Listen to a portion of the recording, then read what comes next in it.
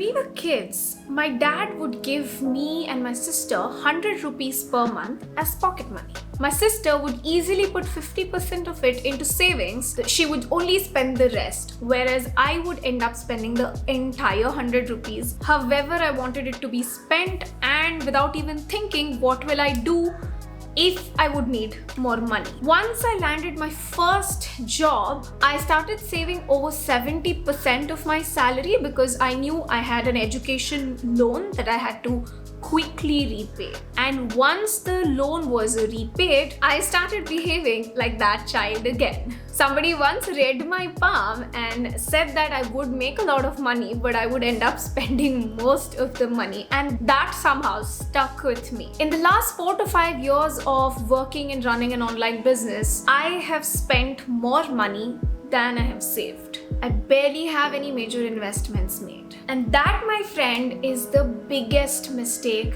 I have made so far. Hi, this is Anagha and welcome to my YouTube.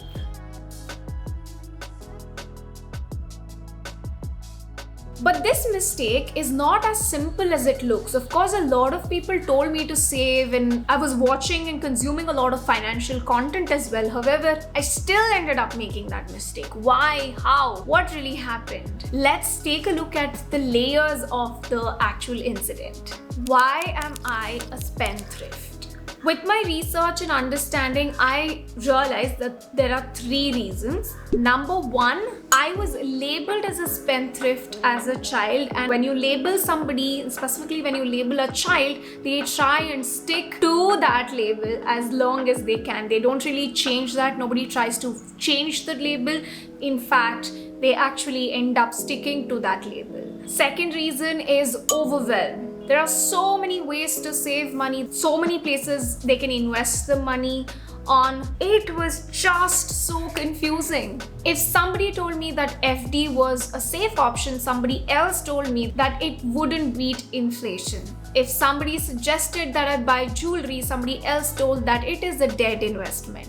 If somebody told me to invest my money in shares, somebody else told me how they incurred a huge loss in shares. I was so overwhelmed. There's so much information available. It just made me procrastinate on learning and knowing about it and actually putting it into action. Number 3, impulse buys. Because my parents have very strong money values and they also see money as a scarce resource, when we were growing up, we were given enough for our needs and a decent chunk of it for our wants as well. But a lot of our crazy wants were not really taken care of, and I do not blame my parents for that, because obviously that's the right thing that they did. But once I started making money, I started giving into my crazy needs. I started buying all the things that I wanted, all the things I would see. It was pretty much like retail therapy to me. I would just enjoy buying the things that I want, and I would just enjoy the power that I had to buy the things that I wanted. I felt like if I want something, I can buy it because I have the money for it. An article from Psychology Today states that shopping allows people to visualize themselves in a better life where they're dressed in nicer clothes and surrounded by nicer things. Buying makes these visualizations a reality. I have bought so many things in a split second, and it just adds to the clutter to my house. I have no use of those materials, but it was an impulsive purchase. One of the reasons why I am a spendthrift. Now that I understand the 3 main reasons for me not having enough savings, let me now find solutions to these problems for a better financial future. If you so far enjoy this video, don't forget to subscribe to my channel and click the bell icon for more such videos coming your way. Step 1, a solid budget. For the last 7 to 8 months, I have tracked each and every personal expense that I have made. Thankfully, I have the data now, and I know roughly how much money I'm spending in different categories of my daily life. And so for the next 4 months, what I'm trying to do is I'm trying to allot a specific budget for each category of the regular expense, personal expense that I make. As of now, these are the main categories that I spend my money on. Each of these categories have a budget that I've allotted for myself. In the description below, I am leaving a Notion board that you can duplicate and use to track your personal expense as well. Let me know in the comment section below if that was helpful. As I budgeted, I've also made 3 buckets for savings: liquid cash and savings account, SIP, and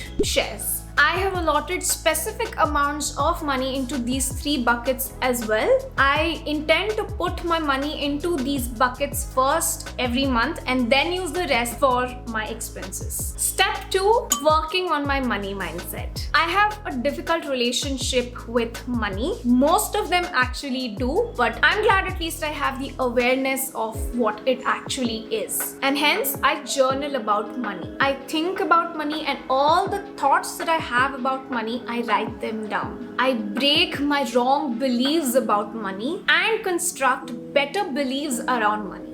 For example, many people think that money is a scarce, limited resource, that if they spend money, then that money is gone. Whereas I am trying to work around it, and I'm trying to see money as an abundant resource. There's so much money in the world and there's so much possibility that I make a lot of money. So I'm trying to see it as an abundant resource, so that when I do make an expense, I don't regret it and I don't feel bad about it. Because if we do not work on such money mindsets and such beliefs around money, we will end up actually taking the wrong decisions about money.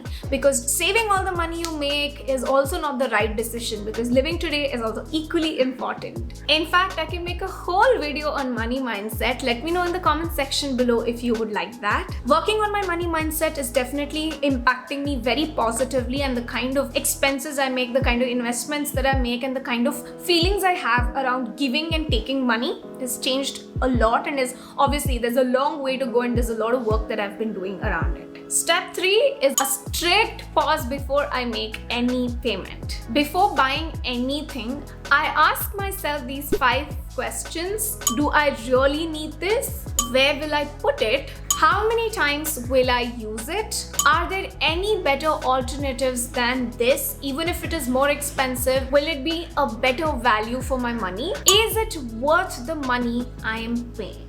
Once I feel satisfied with all the answers that I've given myself, I take another pause. If it is offline shopping, I touch and feel the product, look at it from all the directions, and let my gut take a decision. If I feel like, maybe no, just like that, even if all the answers felt right, then I would not buy it. If I feel like, yes, I would love to have this product in my house, then I end up buying that product. And if it is online shopping, what I do is I add them to the cart and let them be in the cart for a day or 2. After about 2 to 3 days, when I open the cart again, and if I feel like, yes, I still need this, that is when I end up placing the order. This is something I used to do back about 4-5 years ago, when I had my first job and I was really trying to save a lot of money for the repayment of my loan. And like I said, I became a child again and I ended up just giving in to my impulse buys. But I'm going to do that all over again now. Now, these are the ways that I am trying to improve my financial health. Let me know in the comment section below if you too have any such ideas for me and for others who are watching this video. If you've enjoyed this video, I'm pretty sure you like this video as well, where I'm talking about the 8 micro habits that really changed my life. I'm sure